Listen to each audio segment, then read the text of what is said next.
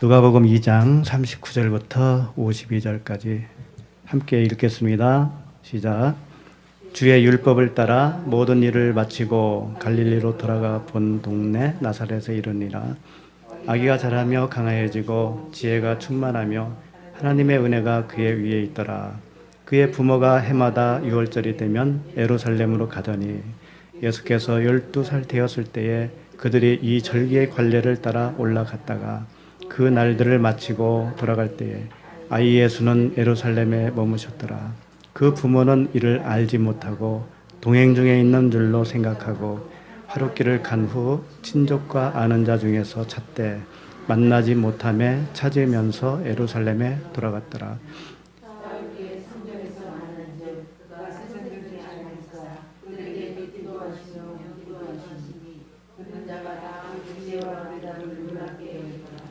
그의 부모가 보고 놀라며 그의 어머니는 이르되 아이야 어찌하여 우리에게 이렇게 하였느냐.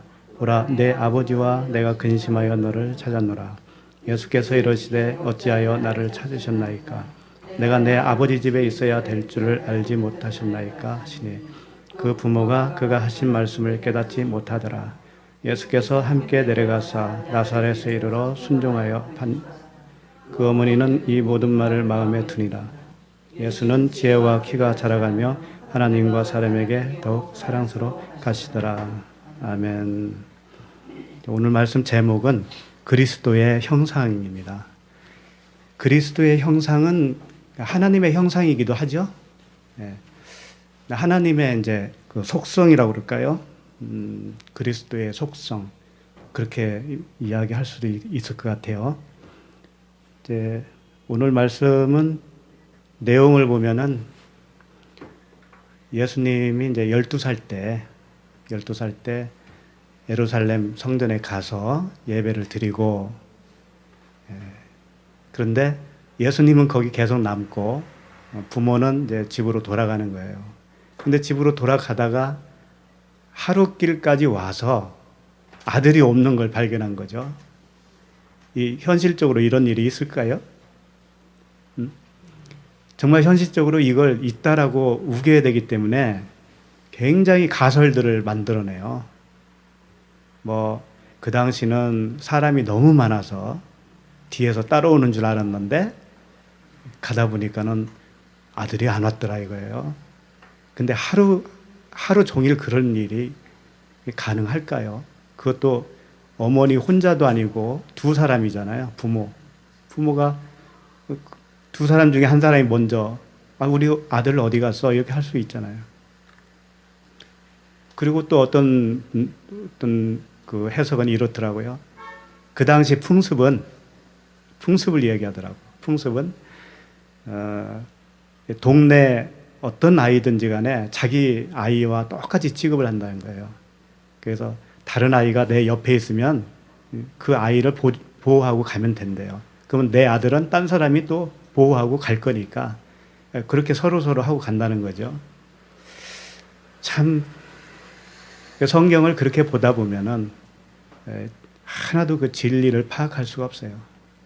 그런 이야기를 하고 싶어서 이렇게 기록을 한 건 아니니까 우리는 그 정도는 알고 오늘 말씀을 통해서 주님이 무엇을 말씀하시는가 그걸 잘 보고 또 내 안에서 그런 기쁨이 충만하면 됩니다.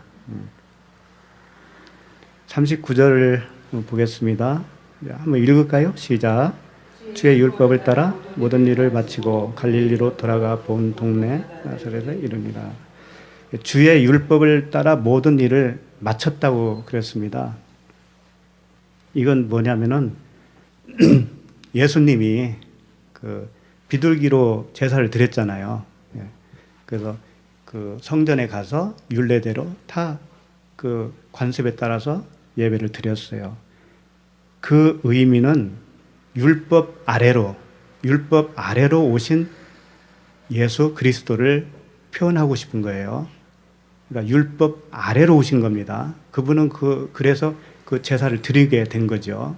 이제 그걸 다 마쳤다라는 거예요. 이제 그걸 마치고 갈릴리로 돌아가 본 동네 나사렛에 이르니라 그랬습니다. 본 동네는 어디예요? 갈릴리 나사렛이잖아요. 근데 예수님이 갈릴리 나사렛에서 잉태하셨잖아요. 성령으로 잉태하셨죠. 그 출산은 어디서 하신 거예요? 베들레헴에서 하셨잖아요. 베들레헴 떡집. 네. 그러니까 잉태는 잉태한 곳이 본 동네라는 뜻이에요. 잉태한 곳. 주님은 어디가 본 동네냐면 하늘이잖아요. 하늘. 네. 그러니까 잉태한 곳은 성령으로 잉태하셨기 때문에 본 동네 갈릴리 나사렛 동네에서 그 동네가 본 동네가 되는 거예요. 그런데 갈릴리라고 하는 뜻이 전에도 한번 말씀드렸지만 뭐라고 그랬어요? 갈릴리가 길갈에서 나왔다 그러잖아요. 길갈, 그다음에 갈갈, 갈날, 이게 다 같은 단어거든요.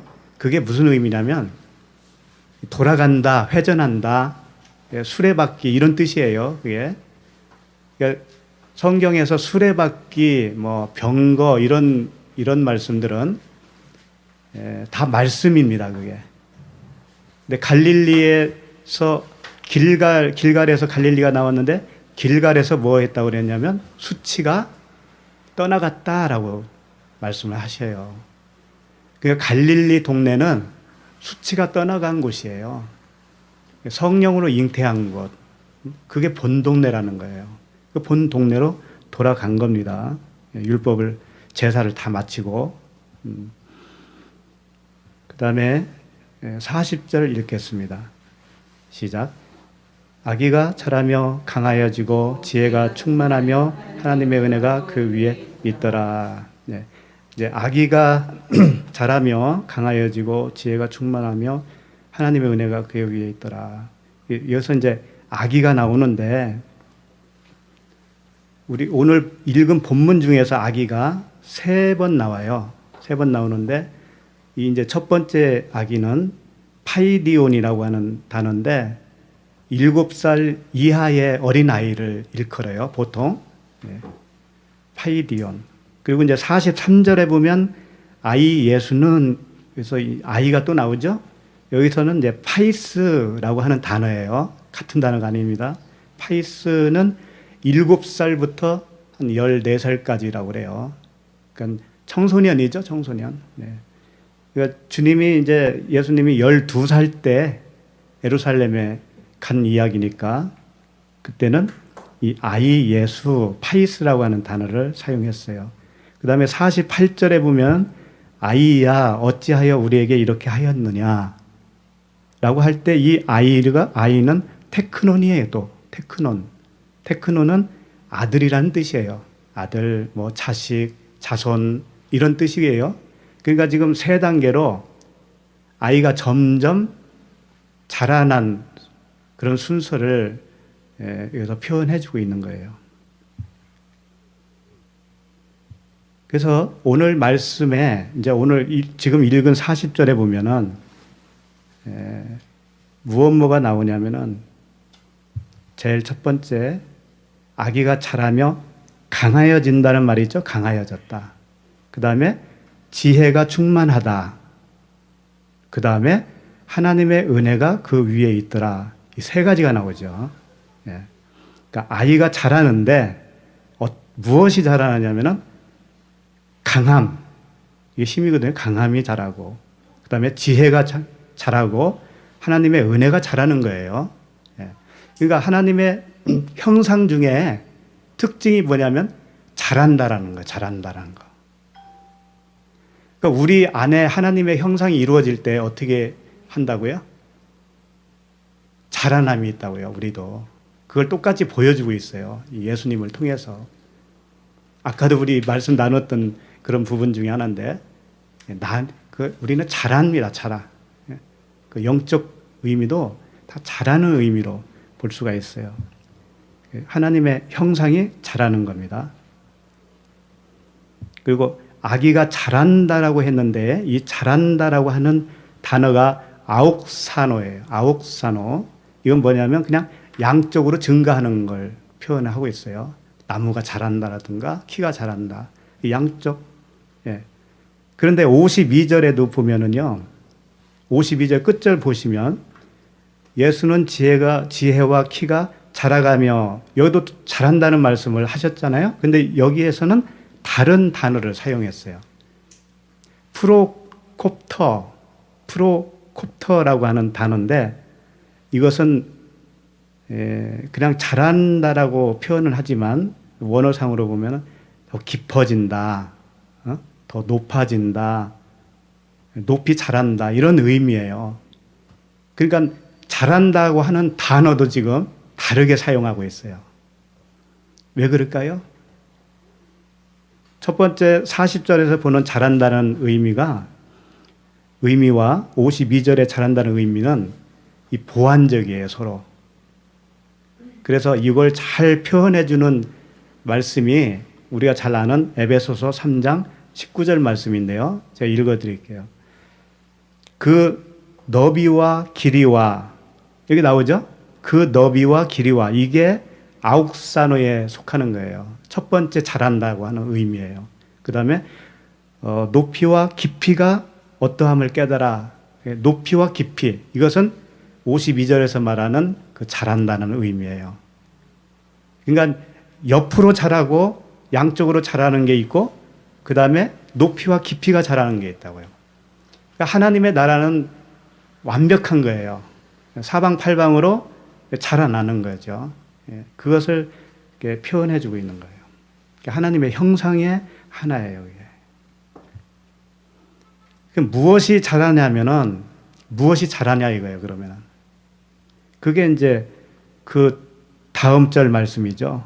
강하여지고 지혜가 충만하고 하나님의 은혜가 그 위에 있더라. 이 세 가지예요. 이 세 가지가 자라는 거예요.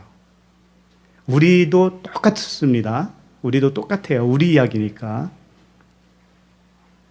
그러면 강하여진다라고 하는 단어가 어떻게 써 있나 살펴보면 크라타이오 이렇게 되어 있어요. 이게 이제 어떤 말씀에 이 단어를 썼냐면은, 다른 말씀들을 보면은, 읽어드리면 고린도전서 16장 13절에 보면 깨어 믿음에 굳게 서서 남자답게 강건하라 하죠. 이 강건하라라고 하는 단어가 오늘 본문에 강하여지고, 그 말씀과 같은 단어예요. 강건해지는 거. 그 다음에 에베소서 3장 16절에 보면 그의 영광의 풍성을 따라 그의 성령으로 말미암아 너의 속사람을 능력으로 강건하게 하시옵고, 여기서도 강건하게 하시옵고 할 때 강건, 이게 이제 크라타이오예요. 하나님의 형상은 이 능력이 있다고요. 힘, 강함이 있다고요. 그래서 우리도 또 인사가 그러잖아요. 강건하기를 바란다고. 영육간에 강건하기를 바랍니다 라고 인사를 하잖아요. 그게 강건이, 우리의 속사람이 강건해지는 거예요. 영적으로. 이 단어들은 다 영적으로 나의 속사람이 강건해지는 거예요. 그 다음에 지혜가 충만하며, 오늘 본문 말씀에 두 번째예요. 하나님의 형상의 그 두 번째, 지혜가 충만하며가 이제 그건데, 지혜는 소피아라고 그러죠. 소피아. 지혜가 뭘까요? 지혜. 이건 참, 지혜. 저 사람은 지혜가 많아. 저 사람은 지혜로워. 뭐 이런 표현들을 하죠. 지혜는 이제 말로 좀 표현한다면, 지혜는 깨닫게 된 지식이다라고 할 수 있어요. 깨닫게 된 지식이 지혜다. 깨닫게 된 지식. 그런데 땅에서부터 깨달아진 것은 사람의 지혜예요. 위에서부터 깨달아진 것은 하늘의 지혜죠. 그래서 이 지혜는 알레테이아, 진리라고 할 수도 있는 거예요. 같아요. 그러니까 하나님의 지혜는 그냥 진리예요, 진리. 그래서 성경에서 특히 어디에 지혜 말씀이 많이 나오던가요? 잠언서. 잠언서를 읽으면 지혜로워진다고 그러죠. 근데 그 지혜로워진다고 하는 것이 다 육적으로 지혜롭게 되려고 그러잖아요. 근데 그게 지혜는 그런 게 지혜가 아니고 말씀이 위로부터 깨달아지잖아요. 깨달아지면 그 자체가 지혜예요.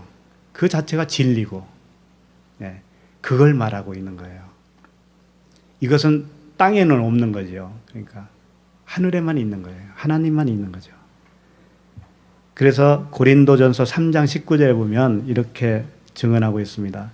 이 세상 지혜는 하나님께 어리석은 것이니, 그래요. 이 세상 지혜는 하나님께는 어리석대요. 왜 그럴까요? 사람의 지혜도 굉장하잖아요. 지금 뭐 첨단으로 말하면 뭐 엄청나잖아요. 응? 우리가 들고 다니는 이 스마트폰만 봐도 얼만큼 진화했는지 알 수 있잖아요. 이게 사람의 지혜잖아요. 근데 사람의 지혜는 하나님께는 어리석은 것이래요. 왜 그럴까요? 왜? 우리 미래에 대해서 누구만 미래에 대해서 알아요? 하나님만 알죠. 가장 지혜로운 자는 누구냐면 미래를 아는 자예요. 아니, 오늘 저녁에 목동으로 가다가 목동 오거리에서 사고 날 것을 미리 아는 사람은 거기로 안 갈 거 아니에요. 가장 지혜로운 사람이에요. 그런데 미래를 모르는 사람 중에서 아무리 지혜로워도 목동 오거리 오다가 사고 날 수 있어요. 그런 거예요. 그러니까 사람은 아무리 지혜로워도 그것을 주관하시는 하나님과 비교하면 어리석은 거라고요. 어리석은 거. 그러니까 야고보 사도가 그러잖아요. 1년을 유하면서 많은 이득을 보리라고 장사하면서 그렇게 하는 사람들아, 어리석다 이거죠. 너의 계획, 너의 어떤 세운 모든 것들, 이런 것들이 너는 미래를 알 수 없잖니. 그것을 주관할 수 있는 능력의 소유자는 네가 아니잖냐. 그러는 거예요. 그러니까 하나님의 뜻이면 이렇게도 할 수 있고 저렇게도 할 수 있다라고 하는 그 십자가의 죽음을 통과한 자의 심령이 되지 않으면 가장 어리석다라는 거예요. 그래서 이 세상 지혜는 하나님께 어리석은 것이니 기록된 바 하나님은 지혜 있는 자들로 하여금 자기 꾀에 빠지게 하시는 이라 하였다. 그런 거예요. 사람은 스스로가 자기 지혜로 꾀에 빠져요.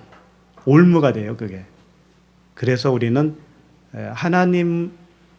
하나님께 다 위탁되어진 상태로 사는 것이 가장 지혜롭습니다.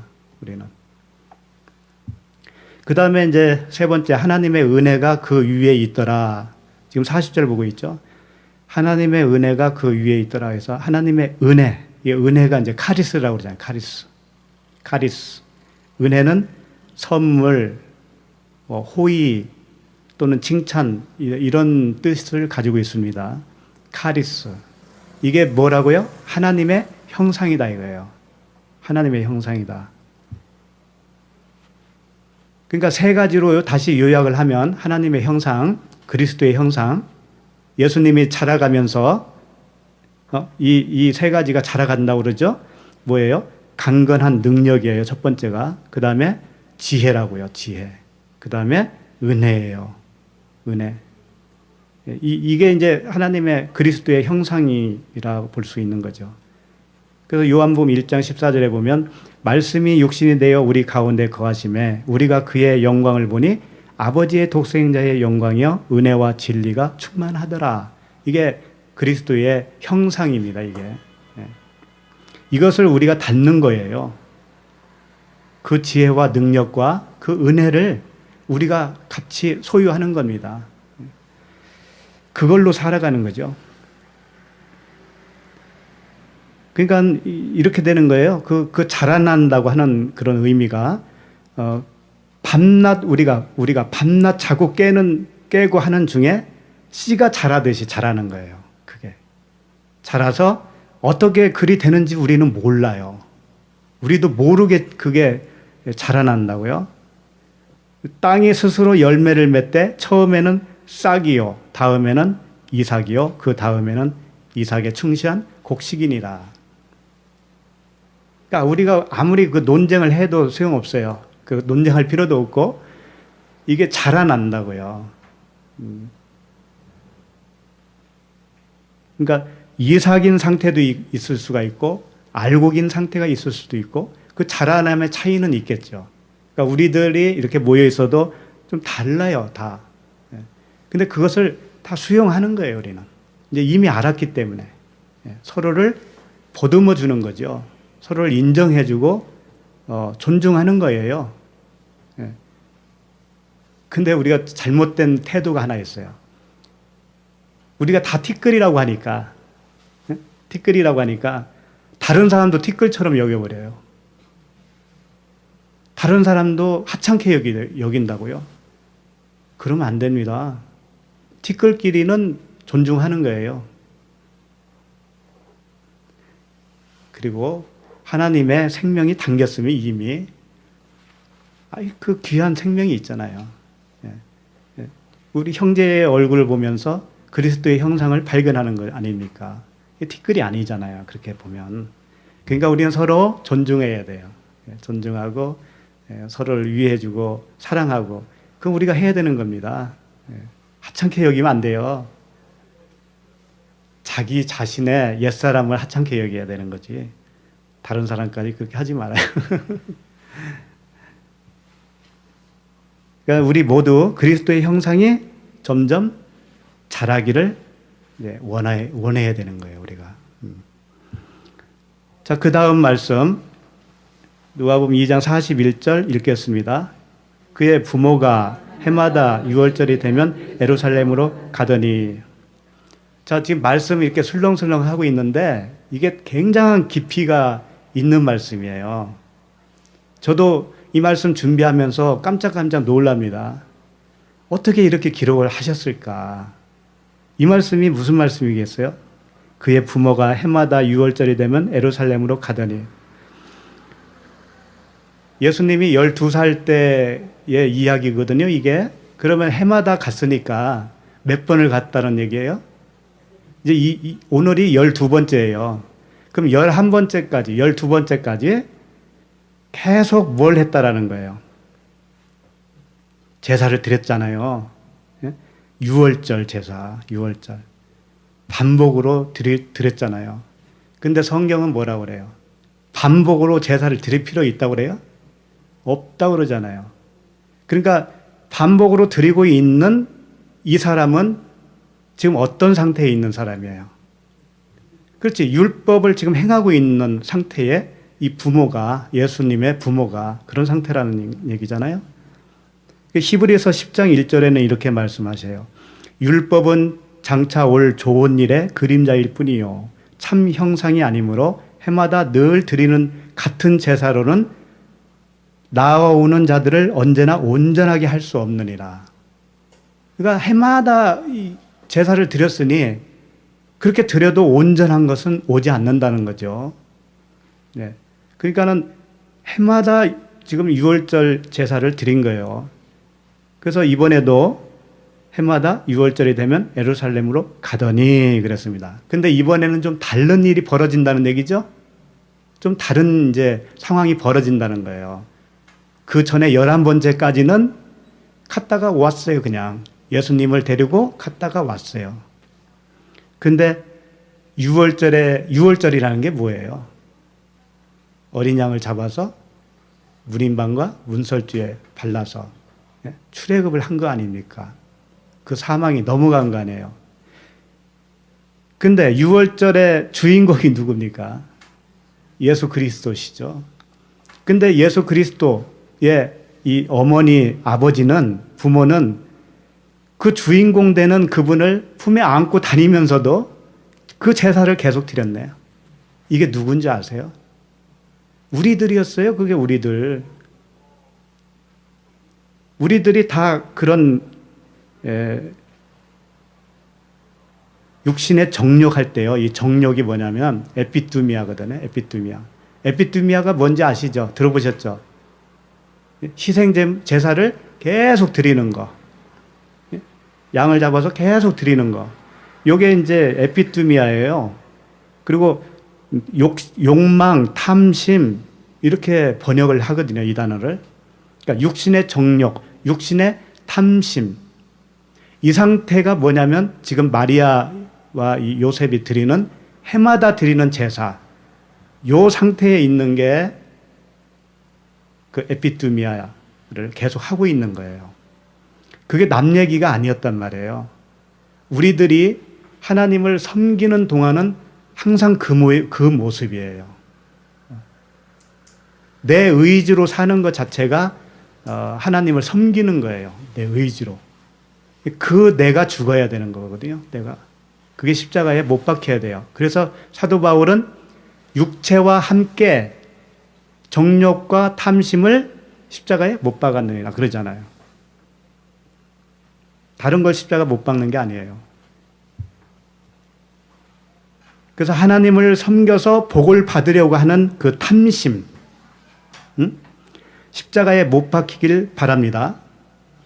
그리스도의 행하심으로만 사시기를 바랍니다. 우리는 죽음에 넘겨주고 그리스도의 생명으로 사라지는 사람들이에요. 그렇게 되기를 바랍니다. 자, 우리 42절 읽겠습니다. 예수께서 12살 되었을 때에 그들이 이 절기의 관례를 따라 올라갔다가 이제 예수님이 12살 되었을 때에 이 절기의 관례를 따라 올라갔어요. 12살 되었다라는 의미는 이제 다 아시죠? 구약에 보면 12지파가 나오고요.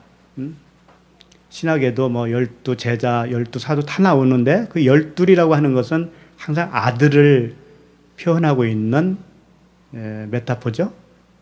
아들이에요, 아들. 근데 그 아들이 누구냐면 예수 그리스도였다고요. 그러니까 예수 그리스도, 그 주인공, 아들 되시는 주인공이 드디어 12살로 등장을 하는 거예요. 그러니까 아들 됐어요. 그리스도 그 자신이 이제 절기를 드리러 갑니다.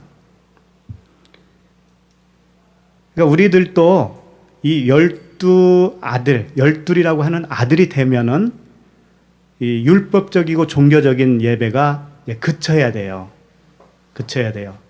그러니까는 이 12살 때 되는 이 예수님은 예루살렘에 가서 나오지 않잖아요. 성전에 가서 머물고 계시잖아요. 그걸 상징으로 보여주는 거예요. 더 이상 드릴 예배가 없는 거예요. 자, 43절 읽겠습니다. 시작. 그 날들을 마치고 돌아올 때에 아이 예수는 예루살렘에 머무셨더라. 그 부모는 이를 알지 못하고. 그 날들을 마치고 돌아갈 때가 어떤 때예요? 우리 안에서, 우리로 말하면 우리 안에서 그 율법의 완성이 일어날 때예요. 율법의 완성. 완성은 어디서 일어나냐면 십자가에서 일어나는 거죠. 주님이 십자가에서 다 이루셨다 그랬잖아요. 우리 안에서도 그게 일어날 때, 십자가에서 나의 죽음을 확인할 때, 그때가 그 날들을 마치고 돌아갈 때예요. 그런데 예수님의 이 부모는 그걸 잘 몰라요. 아직은 잘 몰라요. 몰라서 그 절기가 맞춰지면 우리 안에 하나님 그리스도께서 나와 함께 계시는 건데 그걸 모르는 거예요, 지금. 그러니까는 당연히 예수님은 예루살렘에 머무셨다라는 것을 모르고 가는 거예요. 그러니까 그 부모는 이를 알지 못하고 그랬죠. 그 부모는 이를 알지 못했어요. 뭘 알지 못한 거예요? 예수님이 예루살렘에 머물고 있다라는 것을 모르고 두 사람은 그냥 집으로 돌아가고 있는 거예요. 그 모습이 어떤 모습이냐면 열심히 종교 행위를 하고 있을 때예요. 그러면 하나님이 나와 함께 하고 있는 것으로 여긴다고요. 내가 열심히 하고 있는데 하나님이 함께 하지 않는다고 하는 것은 말이 안 되잖아요. 그 모습이라고 이게. 그런데 그건 착각이었어요. 예수님이 안 계세요. 그 안에. 이것이 뭐냐면 그 부모는 그 아들이 함께 하고 있는 줄 안다. 알지 못하였다. 이렇게 되어 있잖아요. 이게 뭐예요? 이것 자체가 사람의 생각이라는 거예요. 사람의 착각이라는 거예요. 하나님과 하나가 되지 않았는데 하나 된 것처럼 여기고 있는 거 있잖아요. 그게 착각이에요. 그래서 그 다음 절 44절을 보세요. 44절 보면 동행 중에 있는 줄로 생각하고 그랬잖아요. 이게 육신의 생각이에요. 스스로 생각하는 거예요. 주님과 한 몸을 이루어서 동행하는 것을 정말 믿음으로 그걸 알려면은 그분과 함께 십자가에서 죽은 경험이 있어야 된다니까요. 그거 없이 내가 열심으로 하면 이 하는 걸 가지고 하나님이 기뻐하시겠지. 그러면 그것은 자기의 생각이지 하나님의 생각이 아니라고요. 지금 이 그림을 통해서 그 상태를 우리에게 고발하고 있는 거예요. 동행 중에 있는 줄로 생각하고 하룻길을 간 후 친족과 아는 자 중에서 찾되 그랬습니다. 동행하는 줄로 생각하는 거예요. 나의 의, 내가 주인이 되어서 살아가는 거. 그때는 하나님이 어디에 계시냐면 밖에 계세요. 안에 계신 게 아니고 밖에. 왜 그러냐면 하나님은 지금 예수님은 어디 있어요? 예루살렘이 있잖아요. 근데 자기는 예루살렘에서 나왔잖아요. 밖에 있다고, 밖에. 밖에 있는 거예요. 근데 이게 언제까지 그랬다고요? 하룻길을 간 후. 하룻길을 간 후에 드디어 하나님이 안 계시다라는 걸 이제 깨달았어요. 이거 굉장히 귀한 거 아닙니까? 내 안에 생명이 없었구나. 드디어 이제 그때 안 거예요. 그게 이제 하룻길이에요. 우리가 잘 살펴봤듯이 주님이 3일길을 말씀하셨잖아요. 3일길. 주님은 3일길을 가면서 뭘 하시냐면요. 제가 읽어드릴게요. 누가복음 13장 32절에 이르시되 너희는 가서 저 여우에게 이르되 오늘과 내일은 내가 귀신을 쫓아내며 병을 고치다가 제3일에는 완전하여지리라 그랬어요. 그러니까 주님은 어떤 일을 하시냐면 3일 동안 첫날은 귀신을 내쫓고 그 다음 날은 병을 고쳐요. 그 다음에 완전케 하십니다. 이게 주님이 하시는 일인데 그럼 우리 입장에서는 어떻게 되겠어요? 그 3일을 우리는 다 겪어야 돼요. 3일 길을 가면서 우리는 내가 귀신이었구나. 내가 병자였구나. 내가 죽은 자였구나. 그걸 다 아는 겁니다. 그 3일 길이 우리에게 있는 거예요. 우리에게 닥쳐야 돼요, 그게. 그러니까 예수님의 부모는 그 길을 지금 걸어가고 있는 길이에요. 첫날은 뭘 발견했어요? 예수님이 안 계시다라는 거. 우리 안에 주님이 없다라는 것을 발견했어요. 그게 첫째 날입니다. 그러니까 이 부모가 어떻게 했어요? 친족 중에 이제 친족과 아는 자 중에서 찾는다고 되어 있잖아요. 예. 이게 무슨 의미일까요? 이제 예수님이 그리스도가 내 안에 없다라는 거 알았어. 그래서 그 그리스도를 열심히 찾는데 어디서 찾는 거예요? 지금 이 사람은? 친족. 친족이 뭐게요? 자기하고 같은 족속이에요. 친족은. 자기가 지금 육신의 소욕으로 살고 있는 상태잖아요. 근데 친족이니까 자기하고 똑같은 사람들한테서 주님을 찾는 거예요. 아는 자에게서 찾는 거예요. 찾아지겠습니까? 밖에서만 찾는 거예요. 밖에서만. 그래서 예수님이 이런 말씀을 하신 적이 있어요.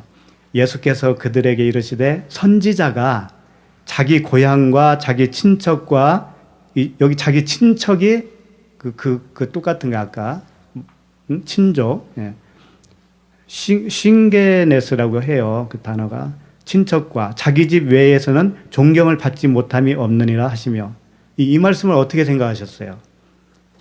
고향과 자기 친척과 자기 집 외에서는 존경을 받지 못함이 없다. 그러니까 고향에서는 존경을 못 받는다 그런 뜻이잖아요. 그걸 문자적으로 보면 안 된다니까. 고향이 뭐예요? 육체예요. 육체. 그러니까 육체 안에 있는 사람들에게는 그리스도께서 존경을 받을 수 없잖아요. 예, 그 말씀하신 거예요. 그러니까 친족과 아는 사람에게서 주님을 찾아져요? 다 육신에게 있는데, 육신만 가지고 있는데. 그게 안 되는 거잖아요. 그게 첫째 날이란 말이에요. 이 찾는다는 단어가 여기 이제 첫 번째 나와요. 성령을 구하라, 찾으라 그러잖아요. 찾으라, 제테오. 그 말씀이란 말이에요, 이게 첫 번째 찾는 거예요, 이게. 그럼 이게 3번 나와요, 또. 찾는다는 말씀이 3번 나온다고. 그러니까 구하라, 찾으라, 두드리라, 이 말씀이 다 적용되는 거죠. 그러니까 예수님의 그 부모는 지금 성령을 구하는데, 성령을 찾는데, 성령을 찾으려고 두드리는데, 어디서 두드리냐면 처음에는 엄한 데서 두드리는 거예요. 자기와 똑같은 그런 친족에게서 찾는 거죠. 주님을. 어디서 찾아야 되겠어요? 여기 스토리상에서는 어디 가서 만나요, 결국? 예루살렘이죠. 그 예루살렘이 어디에 있어요? 우리에게는. 우리 마음에 있잖아요, 마음에. 그러니까 내 마음에 있어요, 하나님은.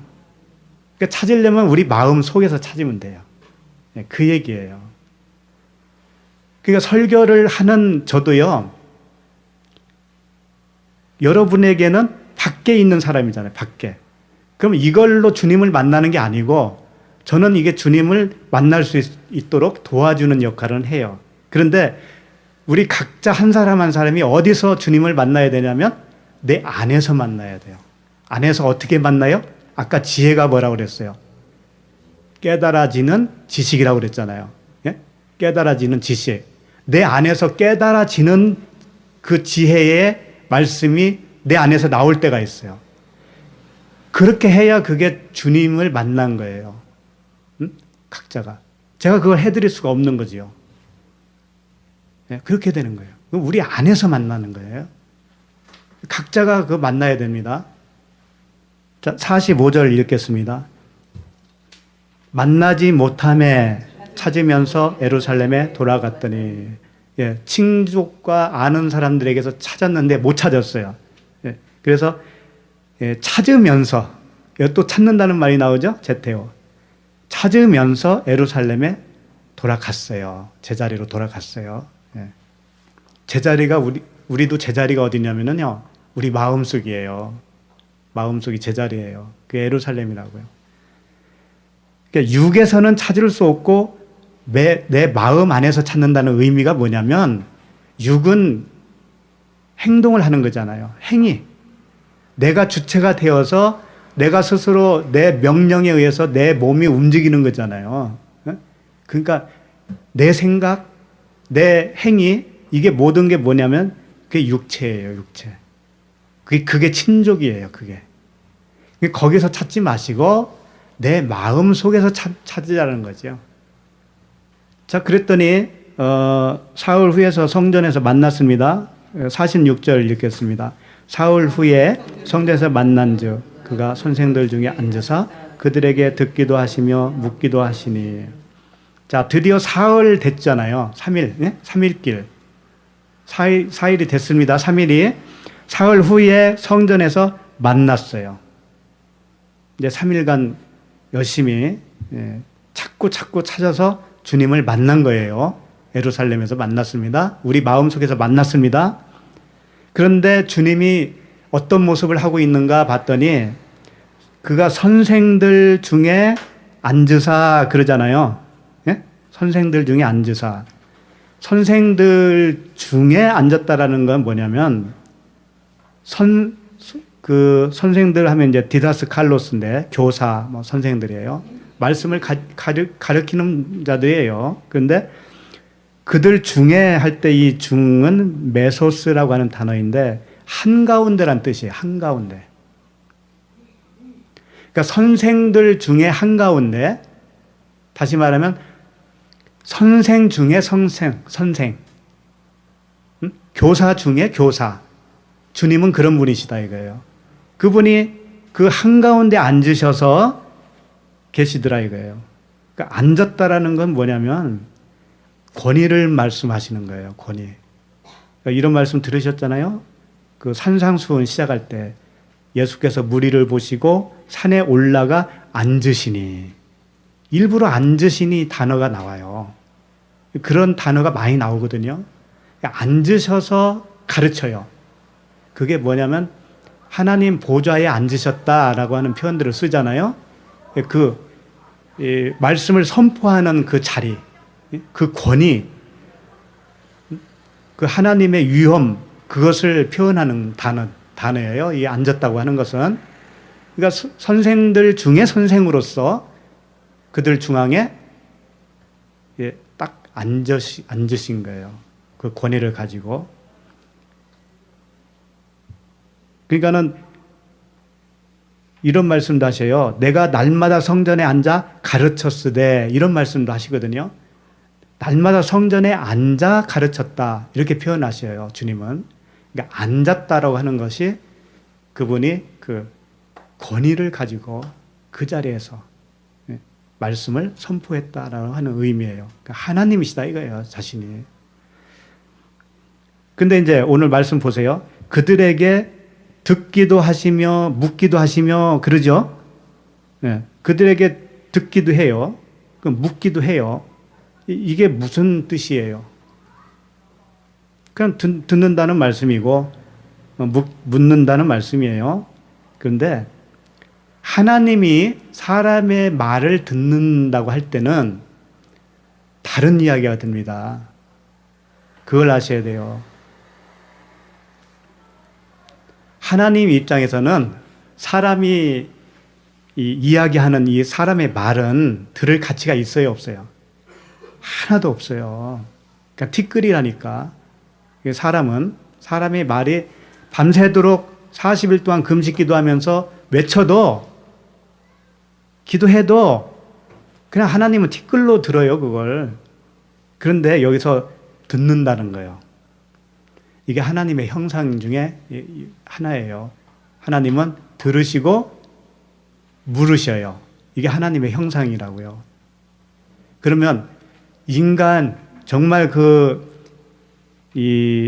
아무 가치 없는 인간과 인간의 말을 듣는다고 하는 의미는 뭐냐면, 인간은 이제 대표적으로 뭐라고 표현해요? 인간을 죄인이다 그러잖아요. 죄인의 말을 들을 때는 그분도 죄인으로 듣는 거예요. 그분도 인간의 땅으로 낮추지 않고서는 들을 수가 없어요. 그러니까 이 듣는다고 하는 말 속에는 어떤 의미가 있냐면 주님의 낮아지심, 주님이 우리와 함께 하심, 임마누엘. 그러니까 이 율법 아래로 오신 그분을 이 짧은 한마디에서 표현을 해주시는 거예요. 듣는다고 하는 걸로. 들어요, 그분은. 듣는데 그분이 우리의 수준으로 내려오셔서 들으셔요. 그런데 이제 물으신다고 그러잖아요. 물으신다. 물으시면은 어떻게 되냐면 인간이 그 말을 알아들을 수 있을까요? 못 알아듣습니다. 그 12 제자들조차도 주님이 십자가에 달리시고 부활하시기 전까지는 못 알아들었어요. 그렇죠? 근데 여기서 물으셨다고 하는 의미는 뭐냐면 주님이 십자가를 지시고 그 다음에 성령으로 물으시는 거예요. 그것을 이 짧은 그림에서 보여주는 거예요, 미리. 그러니까 항상 그 가운데 들으시고 물으시는 그 그 사이에 중간에 뭐가 있다? 십자가가 있다. 예. 우리와 똑같은 모양으로 오셔서 죄인의 언어를 들으시고 그 언어를 다 품에 안고 십자가에서 죽으시는 거예요. 그 티끌 같은 하잘것없는 그 언어를 다 품에 안으시고 본인이 거기서 죽으셔요. 그리고 부활하신 성령이 그리스도께서 성령으로 우리에게 오십니다. 오셔서 뭘 해요? 질문을 하셔요. 그게 뭐예요? 성령의 세 가지 뭐예요? 책망. 책망. 죄에 대하여, 의에 대하여, 심판에 대하여 책망하시는 거예요. 그러니까 주님이 십자가 지고 나서 성령으로 말씀하시는 게 정말 말씀하시는 거예요. 그럼 우리들도 십자가를 통과해야만이 그분의 말을 들을 수가 있어요. 그래서 이 예수님이 그 죽으시기 이전에, 이제 십자가에 달리시기 이전에 빌라도에게 한 말이 있어요. 빌라도의 한 말이 아니고 읽어드릴게요. 마태복음 27장 13절인데 이에 빌라도가 이르되 그들이 너를 쳐서 얼마나 많은 것으로 증언하는지 듣지 못하였느냐. 예수님을 막 신문을 했잖아요. 고발을 하고. 근데 왜 말을 안 하고 있느냐 이거예요. 그러면서 그 다음 절에 한마디도 대답하지 아니하시니 총독이 크게 놀라워하더라. 주님이 말을 해도 못 알아들으니까 말씀을 안 하셔요. 근데 언제 하시냐면 십자가에 죽으시고 3일 만에 부활하시고 제자들에게 찾아오셔서 그때 말씀하셔요. 숨을 불어넣어 주시면서 성령을 받으라 그런다고요. 제자들에게. 그때 비로소 제자들이 이제 알아듣기 시작을 해요. 그때. 그러니까 그들에게 듣기도 하시며 묻기도 하시니 이 짧은 말씀 속에서 하나님의 십자가의 죽으심과 부활하심이 다 들어있는 거죠.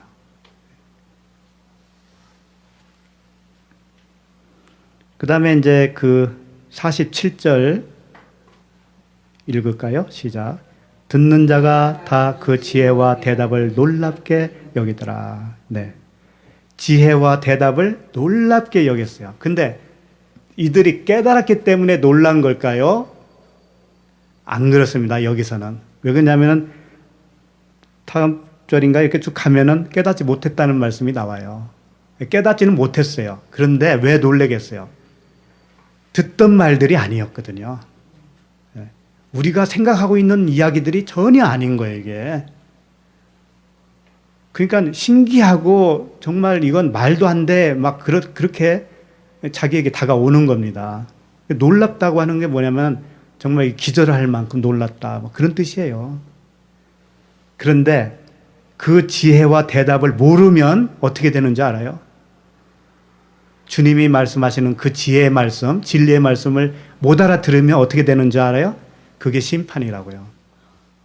그게 심판이라고요.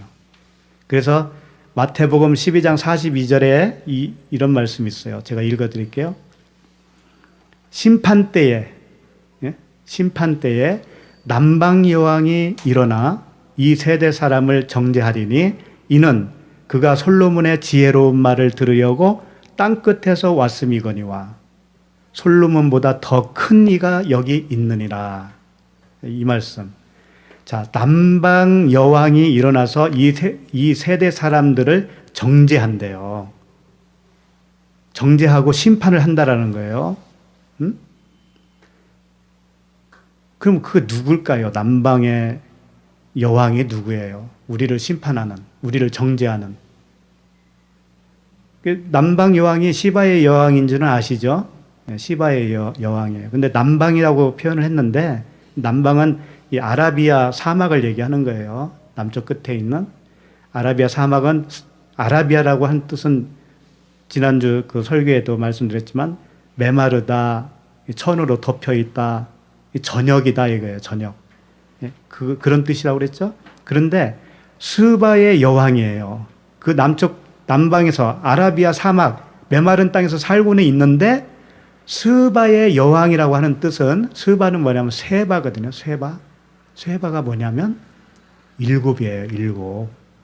쇠바 일곱 맹세라고 하는 뜻이에요. 근데 그 광야에서 깨달은 일곱 마디의 언약을 알게 되었다라는 뜻이에요. 그 여왕이. 그래서 솔로몬을 찾은 겁니다. 솔로몬은 누구예요? 예수 그리스도의 모형이죠. 그렇지만은 그 모형보다 더 큰 실체가 지금 와 있다. 그러면 이 남방 여왕이 솔로몬에게 지혜를 들었잖아요. 그래서 그 지혜의 말이 기준이 되는 거예요. 판결의 기준이 되는 거예요.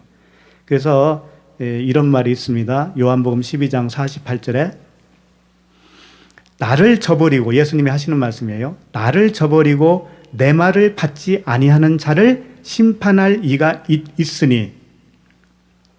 다시, 나를 저버리고 내 말을 받지 아니하는 자를 심판할 이가 있으니 곧 내가 한 그 말이 마지막 날에 그를 심판하리라. 예수님이 이미 해 주신 말씀이 나중에 심판을 한대요. 그러면 나중에 심판한다, 마지막 날에 심판한다, 왜 그때 바로바로 심판을 안 하고 마지막 날에 심판하게 한다는 말씀을 하겠어요? 그러니까 아까 스바의 여왕이 우리를 정죄한다고 그랬죠. 그 스바의 여왕의 그 지혜가 뭐냐면 바로 주님이 하신 말씀이라는 거예요. 근데 그게 심판을 할 때는 어떻게 되냐면 그 말씀을 깨닫지 못했을 때. 주님이 말씀을 사복음서에다가 엄청 많이 하셨잖아요. 해놓고 가셨어요. 그랬는데 그 해놓고 가신 말씀을 깨닫지 못하잖아요. 지혜는 뭐라고 그랬어요? 깨달은 지식이라고 그랬잖아요. 깨달은 지식. 그러니까 깨닫지 못하면 그 지혜가 없는 거잖아요. 그 사람에게. 그러니까 문자로 다 알려주고 가셨는데 나중에 그 문자 안에 있는 뜻을 발견하지 못하면 그런 뜻이에요. 그 말을 못 들으면 그것은 그를 심판한다. 그 말 자체가 심판한다. 그런 뜻입니다. 그러니까 주님의 말씀이 얼만큼 중요한가 이해가 되시죠? 그러니까 문자대로 알면 다 죽는 겁니다. 그건 심판받는 거예요. 누가복음 이제 보고 있죠? 2장 48절로 넘어가겠습니다. 48절 읽겠습니다. 그의 부모가 보고 놀라며 그의 어머니는 이르되 아이야 어찌하여 우리에게 이렇게 하였느냐 보라 내 아버지와 내가 근심하여 너를 찾았노라. 자, 여기서 그 부모가 예수님이 하시는 말씀들을 들으면서 놀랬어요. 여기서 보면은 부모가 보고 놀라며 그러죠. 보기는 봤는데 자기 눈으로 본 거예요. 육신의 눈으로 봤다고요. 육신의 눈. 안목의 정력으로 봤단 말이에요. 놀래기는 놀랬지만 그게 진짜 뜻을 몰라요. 모르기 때문에 그 다음 말이 나온 거예요. 그 다음에 뭐라고 하냐면은 그의 어머니 이르되 아이야 어찌하여 우리에게 이렇게 하였느냐. 응? 보라 내 아버지와 내가 근심하여 너를 찾았노라 그러잖아요. 찾았어요. 찾기는 찾았어요. 이게 세 번째 찾는 거예요 지금. 찾기는 찾았는데 근심하여 찾은 거예요. 응? 그러면서 보라 그러잖아요. 보라. 지금 육신의 눈으로 말을 하면서 보라 이거예요. 자기 판단에 우리가 이렇게 근심하면서 너를 찾았는데 너는 왜 여기 있니? 그거잖아요. 우리가 다 그렇다니까요. 과거에 다 그랬어요. 우리가. 하나님을 다른 방법으로 찾은 거예요.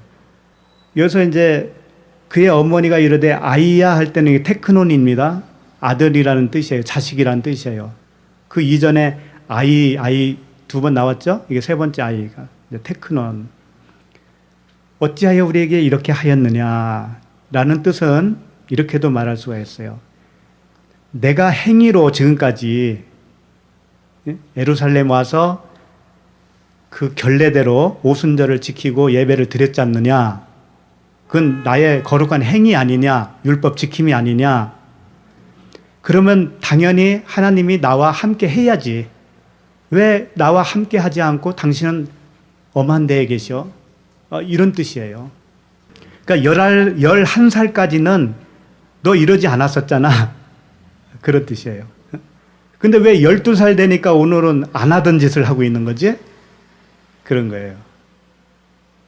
우리도 다 그랬잖아요. 열심히 할 때, 내 의지로 종교 생활을 할 때는 하나님이 함께 하시는 걸로 알고 계셨잖아요.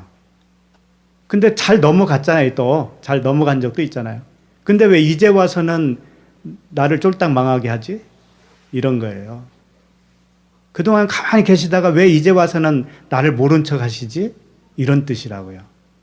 근데 때가 되니까 그럴 수밖에 없는 거죠. 하나님 입장에서도. 그렇죠? 근심하며 찾았다라는 거예요. 하나님을. 사실 근심하면서 찾긴 찾아야 돼요. 우리가 모를 때는 어쩔 수 없잖아요. 찾아야지. 그러니까 처음에는 친족과 아는 자 중에서 찾았고요. 두 번째는 이 예루살렘에 가면서 찾았어요. 가면서 찾고, 그 다음에 지금 주님 앞에 와서 뭐라고 하냐면 근심하면서 너를 찾았다, 이렇게 표현을 하고 있어요. 이게 3번이에요. 3번. 3번이에요. 그래서 참 우리는 이렇게 여정이 있어요. 예수님의 부모만 그랬을 것 같아요. 우리가 다 주님을 놓치고 살았던 거예요. 착각 속에 살았던 거예요. 자, 49절 읽겠습니다. 예수께서 이르시되 어찌하여 나를 찾으셨나이까? 내가 내 아버지 집에 있어야 될 줄을 알지 못하셨나이까? 하시니, 자, 예수님의 대답이십니다. 예수님이 뭐라고 하셔요? 어찌하여 나를 찾으셨습니까? 그 의미는 뭐냐면 어찌하여 아버지 집 밖에서 찾았습니까? 이런 뜻이에요. 응? 당신 마음에서 찾아야지 왜 밖에서 행위로 찾았느냐 이거예요. 그 말씀이에요. 집 밖에서 찾으면 안 된다 이거죠. 그러면서 뭐라고 하냐면 내가 내 아버지 집에 있어야 될 줄을 알지 못하셨나이까? 이렇게 대답을 하셨죠. 근데 원어를 보니까 조금은 다릅니다. 이 말씀이. 이 아버지 집이라고 하는 단어는 없어요. 일단. 아버지 집. 지금 예루살렘에 있으니까 아버지 집이라고 표현을 한 거예요. 그런데 아버지 집이라는 말씀은 없고 대신 어떻게 표현하고 있냐면은 이렇게 되어 있어요. 투 파트로스, 그러니까 그 아버지라는 뜻입니다. 투 파트로스, 그 아버지의 무 데이 이렇게 되어 있는데 나의 반드시 해야 하는 거. 그러니까 아버지의 반드시 해야 되는 게 있다라는 거예요. 그게 뭐냐 하면은 에이나이가 뭐냐면 존재로 있다, 그런 뜻이에요. 그리고 나를, 그러니까 주님이 반드시 하실 일이 있대. 아버지가. 그게 뭐냐면 예수님과 아버지가 같은 존재라는 거예요. 같은 존재. 같은 존재로 있는 것을 알지 못합니까? 이렇게 말씀하신 거라고요. 그러니까 어떻게 했어요? 그 부모들은 예루살렘 가서 예배 드리고 집으로 돌아갔잖아요. 그러니까 하나님과 예루살렘에 가서 안녕하세요 인사하고 집으로 가는 거잖아요. 그 아버지와 떨어져 있는 거잖아요. 그 자체가.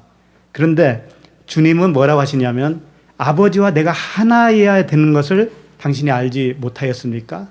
이렇게 해야 되는 거죠. 그러니까 하나인 것을 보여주기 위해서 일부러 예루살렘 성전에 남아 있었던 거예요. 그걸 가르칠 수 있는 방법이 없으니까. 이해하시죠? 네, 예루살렘에 그대로 남아 있는 것이 아버지와 하나라는 거 하는 것을 보여주시는 거예요. 그러니까 내가 내 아버지의 존재로, 아버지와 함께 같은 존재로 있어야 될 줄을 알지 못하였습니까? 이렇게 대답을 하신 거예요.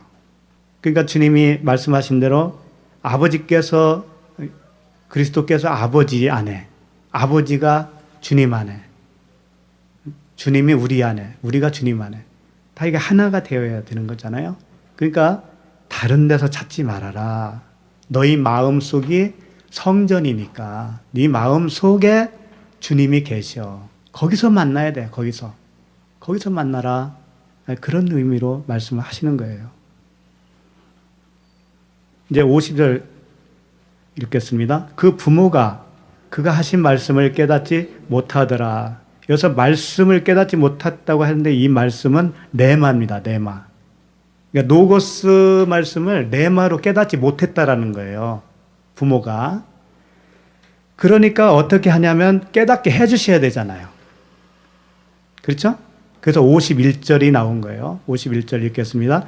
예수께서 함께 내려가사 나사렛에 이르러 순종하여 받드시더라. 그 어머니는 이 모든 말을 마음에 두니라. 자, 깨닫지 못하는 그 부모를 위해서 함께 내려가는 겁니다. 이제 이런 모습을 예수님도 부모를 잘 모셨으니까 우리 효도하자. 이런 교훈으로 받아들이면 안 돼요. 물론 효도는 하셔야 됩니다. 하셔야죠. 하는데 이런 말씀을 그렇게 잡아 쓰면 안 된다 이거예요. 예수님도 나사렛 동네로 가서 그 어머니를 잘 받들었다. 봐라. 우리도 예수님처럼 살아야 되지 않냐. 이렇게 하면 정말 너무 썰렁하죠. 예수께서 함께 내려가사 나사렛에 이르러 순종하여 받드시더라. 이제 이 말씀이 뭐냐면 함께 내려가는 것은 동행해 주시는 거예요. 그 깨닫지 못하는 마리아와 그 부모를 가르치기 위해서 나사렛에 가는 거예요. 그리고 순종하여 받드시더라. 이 단어를 길게 써놨는데 히포타소라고 하는 짧은 단어예요. 히포타소. 이건 뭐냐면 아래에 두다라는 뜻이 있고요. 이게 순종하는 겁니다. 그 부모 밑으로 들어가는 거예요. 율법 밑으로 들어가는 거예요. 그래서 그들을 섬기는 겁니다. 그런데 이 단어의 중요한 의미가 뭐가 있냐면 순서대로 한다라고 하는 뜻이 있어요. 순서대로 배열하다라고 하는 뜻이 있어요. 그러니까 그게 순서라는 겁니다. 주님이 율법 아래로 오셔서 그들을 가르치는 거예요. 깨닫게 하기 위해서. 아직 깨닫지 못하니까. 근데 그게 순서상 그렇게 되어 있다라고 하는 겁니다.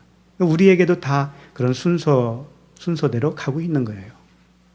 자, 마지막 52절 읽겠습니다.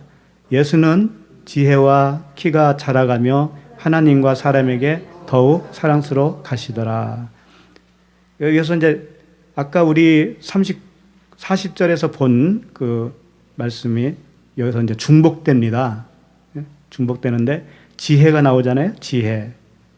그 다음에 키가 자라고, 그 다음에 하나님과 더욱 사랑스러워 가시더라 그랬는데 이 사랑스러워 가시더라 단어가 카리스예요. 카리스가 뭐예요? 은혜라고 그랬잖아요. 은혜. 같은 단어를 여기서는 사랑스러워 가시더라 이렇게 번역을 해놓은 거예요. 40절인가요? 그 은혜가 나왔잖아요. 은혜. 똑같은 단어입니다. 근데 이게 이 문맥을 잘 보면은 하나님과 사람에게 더욱 사랑스러워 가신다고 하니까 어떻게 사람들이 동네에서 굉장히 사랑해 주는 거, 하나님도 예수님을 사랑해 주시고 사람들도 굉장히 가서 사랑해 주고 그런 의미로 보이잖아요, 이게. 그렇죠? 근데 그런 의미가 아니고 이건 뭐냐면 하나님과 사람에게 은혜라고 그랬잖아요. 아까 사랑이 아니고 은혜. 은혜가 되는 원인이 된다라는 뜻이에요. 예수님을 통해서 하나님과 사람에게 은혜가 되어지는 원인이 됐다. 예수님 자신이. 그렇잖아요. 주님이 십자가에서 죽으시는 것이 하나님이 원하심이잖아요, 그게. 하나님이 주어서 그 은혜로 그 일이 되어지는 것이고, 또 그 원인이, 그렇게 그 원인이 되어서 어떻게 돼요? 사람들에게 은혜가 되어지는 거죠. 그래서 은혜가 되어지는 원인이 되었다. 그런 의미입니다. 이 말씀이. 그렇게 받아들이면 되겠어요. 뭐 예수님도 자라가면서 사람에게도 사랑받았대. 하나님에게도 사랑받는 건 당연하고 이런 얘기가 아니라고 이게. 그래서 이제 여기까지 우리가 살펴봤습니다. 그러니까 오늘 말씀을 쭉 보면은 아시겠지만 구원의 여정을 말씀을 하신 것이고요. 제일 중요한 건 하나님의 그 형상이 무엇인가를 가르쳐 줬어요. 그래서 계속 진행되는 이제 스토리가 그 하나님의 형상이 어떤 것인가를 중점적으로 말씀해 주십니다. 그래서 이제 그 하나님의 속성, 그 성품, 그 형상이 우리에게 그대로 오는 거예요. 그대로 입혀주시는 겁니다. 그 세 가지, 강건하는 거, 그 다음에 뭐예요? 지혜, 그 다음에 은혜. 이 세 가지가 우리도 하나님을 닮은 자가 되는 거예요. 기쁘지 않으세요? 금덩어리라도 이렇게 드려야 기쁠라나? 네, 여기까지 하겠습니다. 감사합니다.